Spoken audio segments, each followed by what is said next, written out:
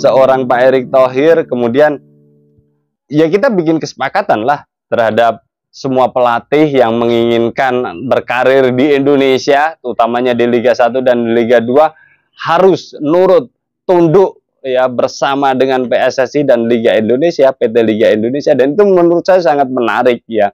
Dan itu cermin dukungan PSSI nyata terhadap Sintayong ya. Terus kemudian secara di luar dari sinkronisasi itu, bisa jadi di tengah target yang semakin berat, lolos Piala Dunia 2026 bukan target mudah.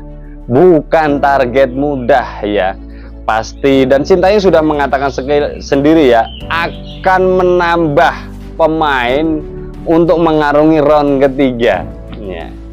Terus ini kan PR-nya menarik, siapa yang akan dipanggil atau yang akan dinaturalisasi? Ini kan sebenarnya PSSI pusing juga itu memberikan rekomendasi misalkan, atau sebaliknya lah ya, Sintayong yang mencari pemain-pemain itu yang sesuai kebutuhannya, terus kemudian PSSI mencoba merealisasikan. Taruhlah ada 15 nama yang disodorkan Sintayong, saya butuh ini. Terus kemudian PSSI melakukan lobby-lobby komunikasi terhadap pemain yang bersangkutan, dan itu belum tentu deal ya. Taruhlah dari 15, tahu-tahu dealnya cuma 4-5, siapa yang tahu. Akan tetapi ya ini menjadi menarik karena target ini bukan target yang mudah ya, tidak hanya sekedar lolos Piala Asia dan berpartisipasi, tapi lolos di Piala Dunia. Dengan lolos di Piala Dunia artinya tim nasional Indonesia harus masuk 8 besar di Asia. Dan itu saya pikir sebuah ya tim nasional debutan yang punya mimpi sangat ambisius, dan ini bukan sesuatu yang mudah. Akan tetapi melihat dukungan dari PSSI yang begitu nyata, saya pikir Sintayong juga nanti harusnya percaya diri, terutama jika pemain-pemain yang diharapkan Sintayong ya dengan segala macam parameternya bisa dipenuhi oleh PSSI, dalam hal ini Pak Erick Thohir, untuk mendapatkan dukungan yang nyata. Karena faktor pemain adalah faktor yang krusial ya untuk bisa mengarungi round 3 dan bisa berbicara banyak di round 3, apalagi kalau di dalam benak Sintayong punya target langsung lolos di round 3 menuju Piala Dunia, tidak perlu ada putaran 4 lagi ya. Maka pemain-pemain yang akan dibeli Sintayong juga harus yang lebih qualified ya.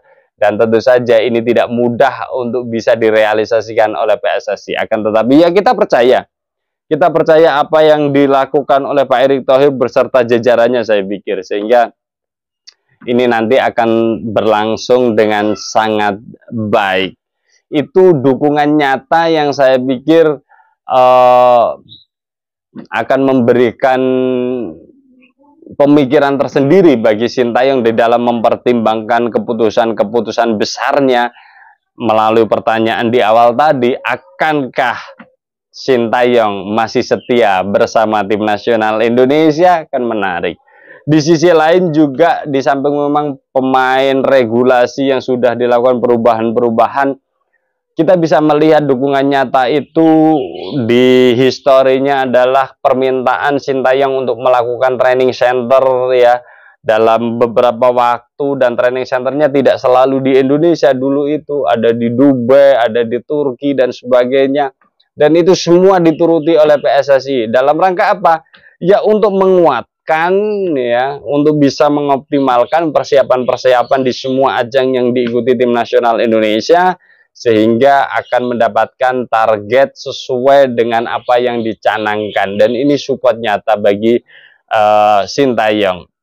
Dan saya pikir Sintayong merasakan betul ya support-support yang sudah diberikan olehnya dalam menukangi tim nasional Indonesia.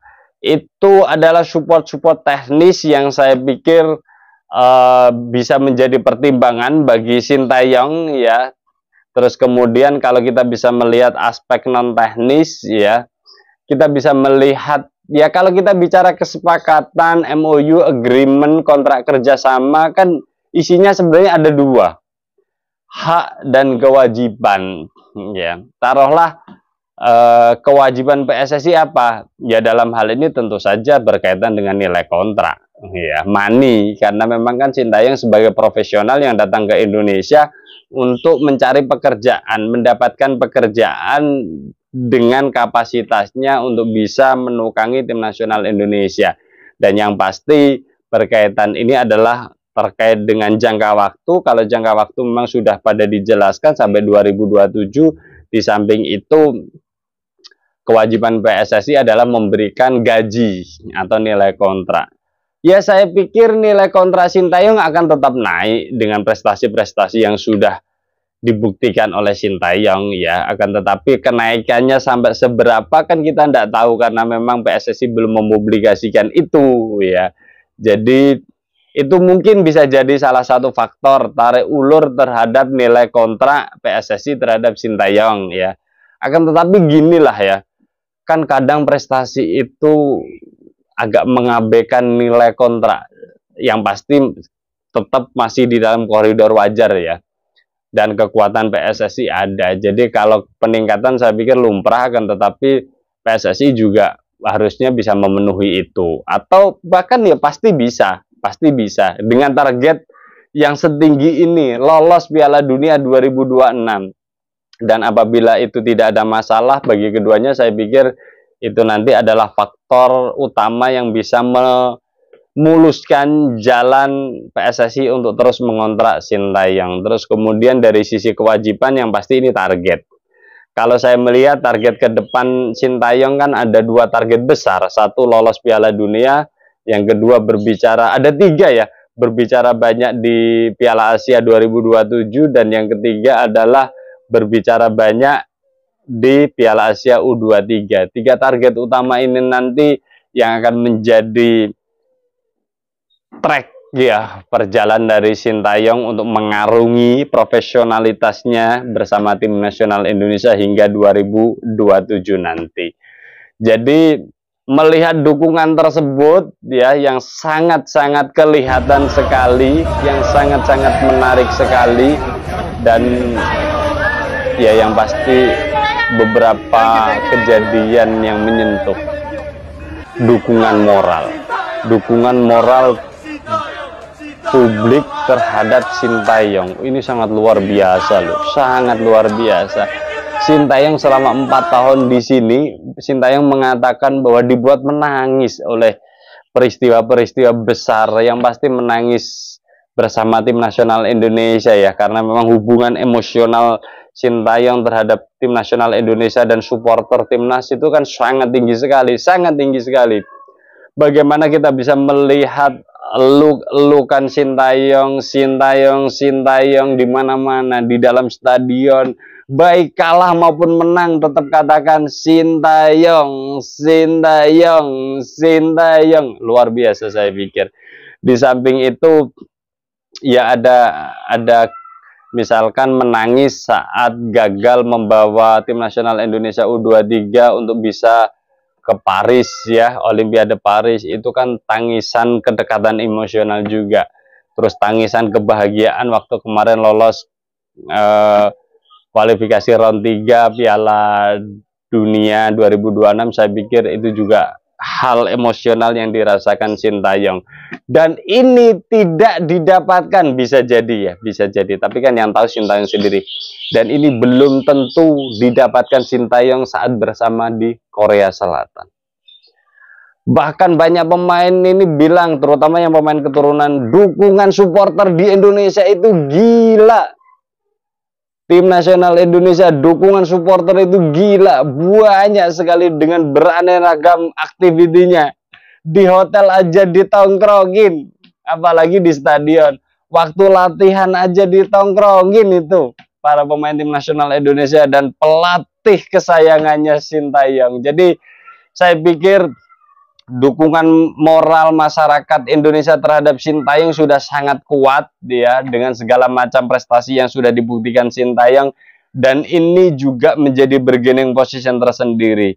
Sintayong harusnya melihat itu lebih mendalam, ya, dan di akhir cerita bisa jadi membawa Korea Selatan lolos Piala Dunia itu menjadi biasa. karena dengan materi pemain yang luar biasa melawan tim-tim Asia di round 3 saya pikir bukan sesuatu tantangan yang besar gitu. Tapi membawa tim nasional Indonesia lolos ke Piala Dunia 2026 pasti itu menjadi luar biasa bagi Sintayong, dan bisa jadi ini menjadi sejarah bagi perjalanan karir Sintayong yang akan nyata di tahun 2026 nanti.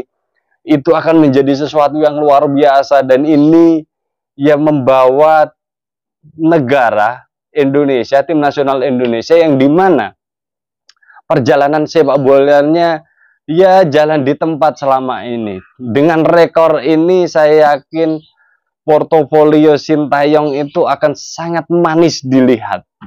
Ya, membawa tim nasional Indonesia lolos Piala Dunia 2026. Saya bayangin aja udah berbunga-bunga ya, apalagi Sintayong ya. Dan ini potensinya ada, dukungannya ada, dukungan pemain ada, dukungan moral ada, dukungan material ada. Kurang apa lagi coba? Dan itu kadang tidak didapatkan Sintayong jika melatih negara lain, termasuk juga jika melatih negara Korea Selatan. Jadi saya pikir ada banyak hal yang bisa dipertimbangkan Sintayong untuk terus bersama dengan tim nasional Indonesia, dan saya tanpa mendahului kehendak, saya masih yakin bahwa Sintayong akan setia bersama tim nasional Indonesia hingga 2027 bersama saya Setia Uban. Thanks for watching.